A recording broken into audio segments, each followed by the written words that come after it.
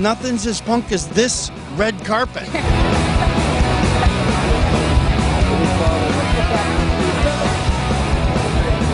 Hillel Crystal. Divorced, 2 bankruptcies. I've been thinking I should start managing some of those bands. I am going to get them a record deal, and they are going to be big. These kids have something to say. He's called Hilly Crystal. He really lived. He really started CBGB. He started it as a club that was going to play country music. He hoped it never did, because along came punk rock, and he was the bright, generous, brave, visionary soul who said, "Okay, guys, come and play."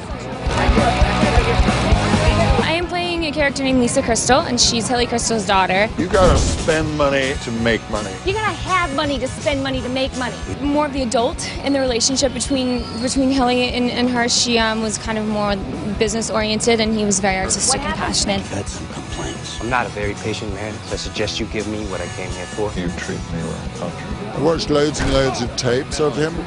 Fortunately, there's plenty available, and so I got to know how he walked and how he talked, and I talked to his daughter quite a lot. You kind of inhale what's available.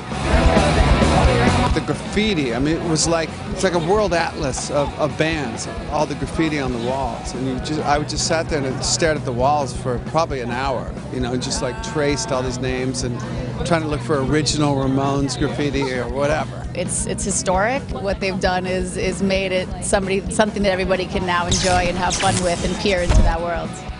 The Dead Boys, the first time we played there, it felt like home. That was on the old stage. I mean, we weren't used to people being into what we did in Cleveland, and it felt like we were home. We felt like we were among our own people. What are you doing? Investing. That's the stupidest thing I've ever heard. We got bills to pay. You have no vision, Merv. If there wasn't CBGB's, I can pretty much guarantee there wouldn't have been a Guns N' Roses, because we were so influenced by the Ramones and Johnny Thunder. This band is Talking Heads. We're the Ramones. We're the Dead Boys. I lived in East Village in the 80s, in the early 80s, and on Avenue A, and it was a rock and roll time.